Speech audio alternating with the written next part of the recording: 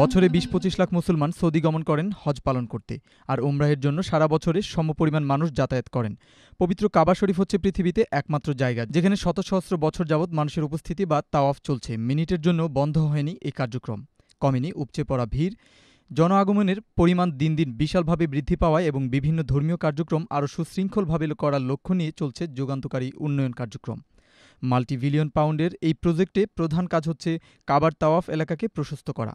এছাড়া হারাম শরীফকে ২ তলা থেকে ৪ তলা এবং পর্যায়ক্রমে ৬ তলায় নিয়ে যাওয়া। তাওয়াফ এলাকায় কয়েক গুণ সুবিধা বৃদ্ধির লক্ষ্যে এটিকে ডাবল লেয়ারে নেওয়া হচ্ছে, যার ফলে বর্তমানে ঘণ্টায় প্রায় ৩৫,০০০ মানুষ তাওয়াফ করার সুবিধা পেলেও ভবিষ্যতে ১,৩০,০০০ মানুষ ঘণ্টায় তাওয়াফ করতে পারবে।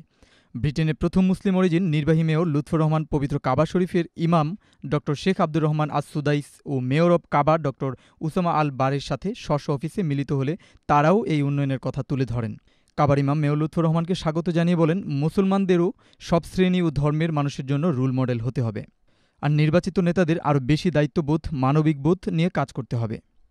ইসলাম যে শান্তি সম্প্রীতির ধর্ম, এটা নিশ্চিত করার ক্ষেত্রে সকল পর্যায়ের সহযোগিতা প্রয়োজন রয়েছে। মত বিনিময়কালে নির্বাহী মেয়রের সাথে তার সফরসঙ্গীরাও উপস্থিত ছিলেন। যে ডেভেলপমেন্টগুলো আমরা দেখে আইছি, এই যে হারাম রে, এই মক্কারে এবং খাবার যে আশেপাশে এগুলার খেলা ইম্প্রুভ করা যায়, এবং মানুষের সংখ্যা এই যারা হজ যাত্রী হোকা আর উমরা যাত্রী হোকা যারা যাইবাই কেন, তারাও সার্ভিস দেওয়া যায়, তারা আল্লাহর আবাদতি সুন্দরভাবে তারা করতে পারেন। আগামীতে যে ইম্প্রুভমেন্ট যেগুলো আইব, এগুলো সাধারণ মানুষের লাগি আবাদতের লাগি এটা সুযোগ বাড়বো, সুবিধা বাড়বো।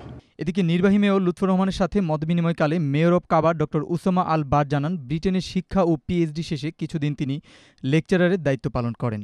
পরে ১১ বছর হজ মন্ত্রণালয়ে কাজ করার পর তিনি মক্কার মেয়রের দায়িত্ব নিয়েছেন। তিনি বর্তমানে মক্কা ডেভেলপমেন্ট অথরিটিরও চিফ এক্সিকিউটিভ।